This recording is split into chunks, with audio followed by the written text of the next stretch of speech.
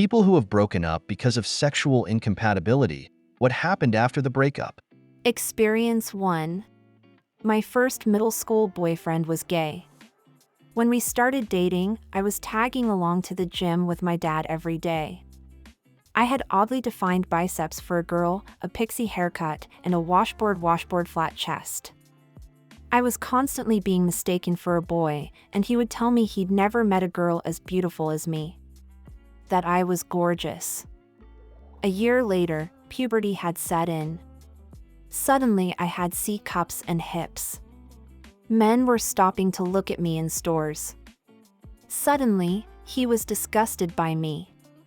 Suddenly, he only smiled at me when other boys were looking and seemed horrified at the idea of holding my hand. One day it clicked that he was excited to be seen in public as my boyfriend because the other boys were impressed by that and wanted to talk to him because he was dating me. He didn't actually want to date me. Trying to date him was slowly killing the respect and fun that friendship was built on. I went to my mom for advice.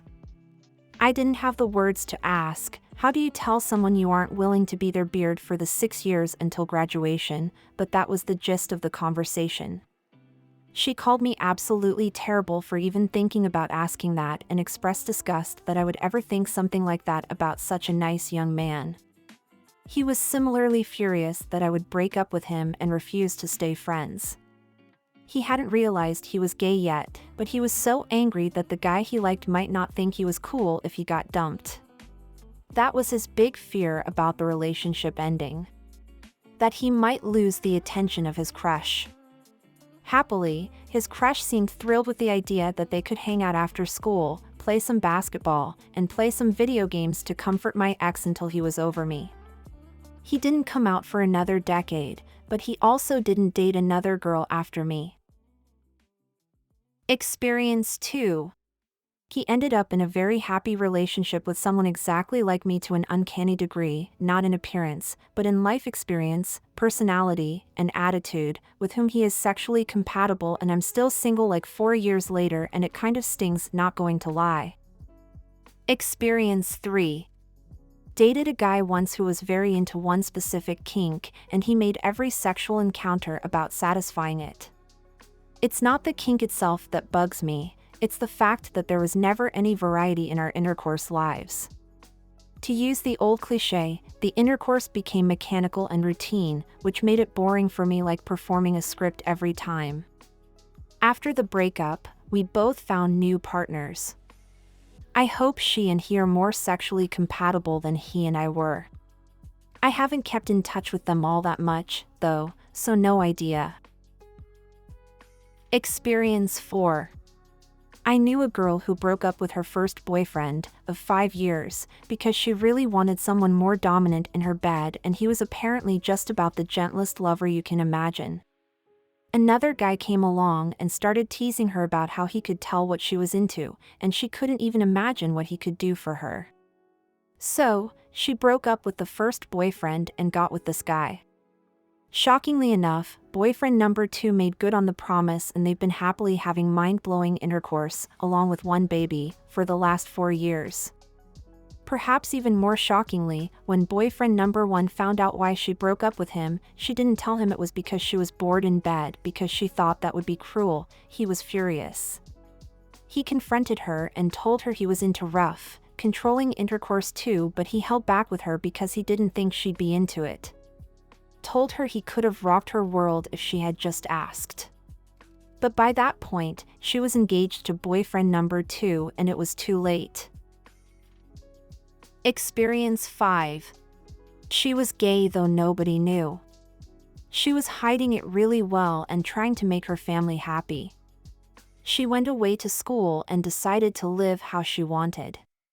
It hurt, but I'd be more hurt if she kept lying about wanting to be with me. As a consolation prize, she bought me a Buzz Lightyear electric lollipop holder that spun the lollipop, so I didn't have to. Massive time and energy saver. We talked it over on her next visit back to town, and there were no ill feelings. Experience 6.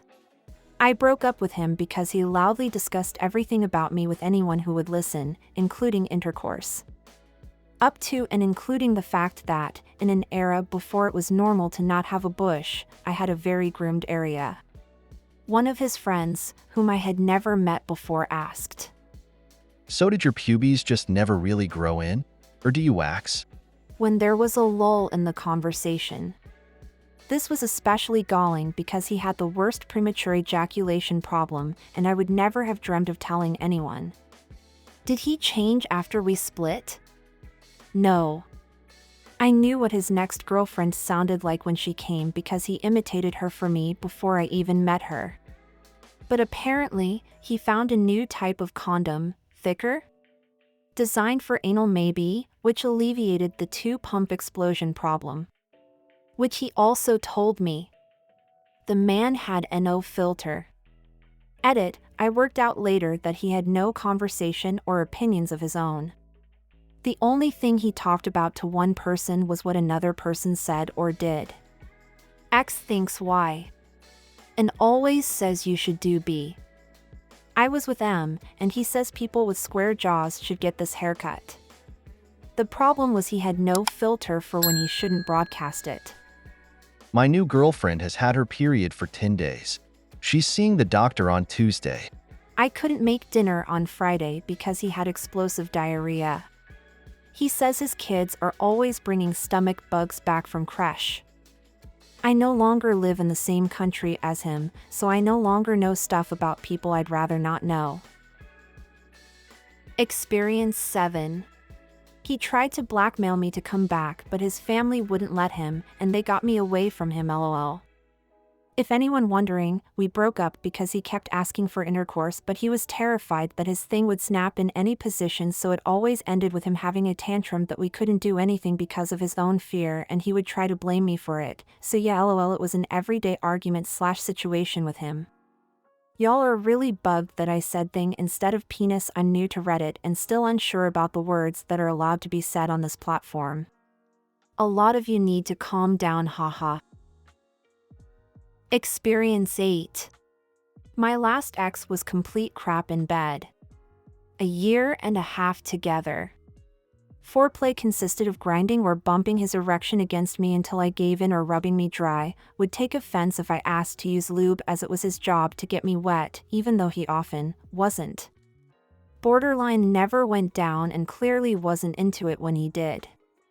The weirdest thing was he wasn't really into anything except his own jizz, would tell me how full of jizz he was, how much he wanted to jizz, how he would fill me with jizz, etc., etc. It was really weird and pretty ick to be honest, but I tried to deal with it as I liked him otherwise, at least at the beginning. It was the only thing he would engage with though. Even if I told him stuff I liked, even if he incidentally did do something I liked and I told him he could do that again, he just wouldn't. Like he would never do that thing again even if I asked, just go back to telling me how full of jizz he was going to make me. I told him I was uncomfortable about it a couple of times as it honestly started sounding like he wanted to get me pregnant, even though he swore he didn't want kids. Still did it and only that. After a while, it got even worse as he would get so excited about it that he would finish virtually instantly. To combat this, he would just stop motionless after one thrust and lay there with his weight on top of me, forehead pressed against mine, staring at me. I couldn't move or he'd blow, he couldn't move or he'd blow. It was so freaking ridiculous I nearly cried the last time I let it happen. I've never in my life had intercourse so crap, and I realized I couldn't go on like this. There were other issues in the relationship at large, but for real, even if all the better parts of his personality hadn't turned out to be largely for show, I'd have left based on this alone. A couple of weeks after, having done my routine between relationship checks before doing anything with anyone else, I found out he had also given me chlamydia.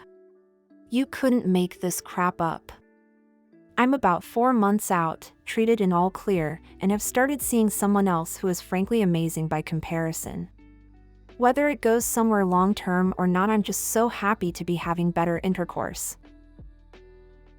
Experience 9. We stayed in contact, and I really miss him. I know if we got back together, we'd have the same issues. He's seeing someone new, and I really do hope he's happy. Pretty screwed up because I saw us growing old together. I've dated one guy since, and we were much more sexually compatible, but I wasn't as compatible in all other ways. Really nice guy, but I had to end it. Unrelated, breaking up with someone because you're just not feeling it is horrible. I had mad anxiety before and during doing it. I didn't want to hurt him, and I felt very lonely again. I'll be okay, and so will he. Experience 10. My husband is not sexual at all, but I really enjoyed doing it. It was getting to a point where my confidence was in the gutter, so I left. But then I realized that sexual gratification was nothing compared to the love I have for that man. Now we're back together, haven't had intercourse in years, and are happier and in love than ever. We're that couple that makes others gag from how lovey we are. I'm so happy to have a life with him, and am upset that I left for that year because that's the time I could have spent with him. Experience 11. My ex was not attracted to my body type. I am slender with small breasts, and he specifically could not stay hard if he could see my breasts. I thought this was normal/universal. I was 19 and the Kardashians and thick were the beauty standard, and was just happy he at least didn't hit or cheat on me. He is now dating a woman in her 50s, he is around 34, who has more meat on her bones and looks like she could be related to him. I met a tall, slender engineer and we have been together for almost 8 years. He loves my body as it is, and we screw like rabbits. I also have learned to love my body and have gone from not showering enough because I didn't want to look at my body to modeling nude for art events/projects more than once. Experience 12. Over the course of a couple of years, my super controlling wife at the time convinced me that I was totally sexually inadequate. She would tell me I was doing a bad job even if I went down on her for 20 to 25 minutes and she couldn't get off. She was too sensitive to finger, and she didn't get off from penetration. She constantly told me that I just didn't know what I was doing and needed pills or sexual counseling.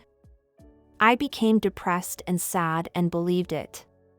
So, we didn't have intercourse for several years and eventually divorced. We divorced for many reasons, but this was a big one for me. I met my now fiancé and was super hesitant to do anything sexual with her initially. We slowly started to get into things, and it turned out. I'm a sexual dynamo. We have a great time. My midsection literally kept getting bigger and bigger every time we messed around.